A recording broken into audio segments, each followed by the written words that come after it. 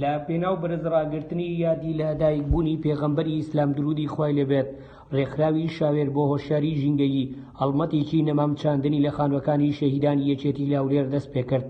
سەرۆکی ڕێکخراوەکەش دەڵێ ئامادەمان بەرزڕاگرتنی یادی لە دایکبوونی پێغەمبەری ئیسلامە و لەگەڵیشیدا پاراستنی ژینگە و ڕێژەی سەوزاییە لە شارەکەدا.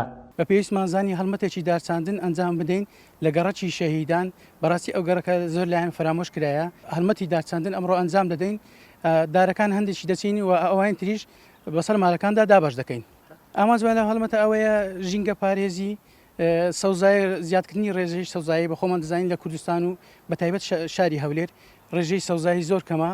کە سوکاری شەهیدان و مامۆستایانی خانوەکانی شەهیدانی یەکێتی لە هەولێر وێڕای سپاسگوزاری بۆ ڕێکخراوی شاوێرد بۆ هۆشیاری ژینگەیی هاوکات داوا دەکەن هەمووان هاوکار و هەماهنگ بن لە پاراستنی نەمامەکان و پاراستنی ژینگە و هاوڕێ و دۆستی ژینگە بن.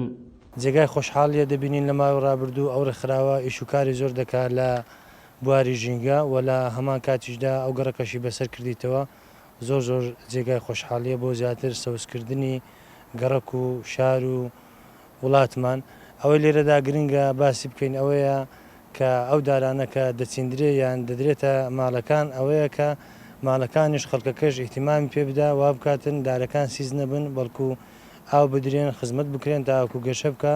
زۆر سپاسی ڕێکخراوی شاوێرد دەکەین بۆ هەڵمەتی ئەو دارچانەی بە بۆنەی لە دایکبوونی پێغەمبەری سەڵاو وەسەلەم. زۆر سپاسیانەکەن لەوە و دارچان و سەردانی گەڕەکەمانیان کردی گەڕەکی شەهیدانی شۆڕشی نوێمان.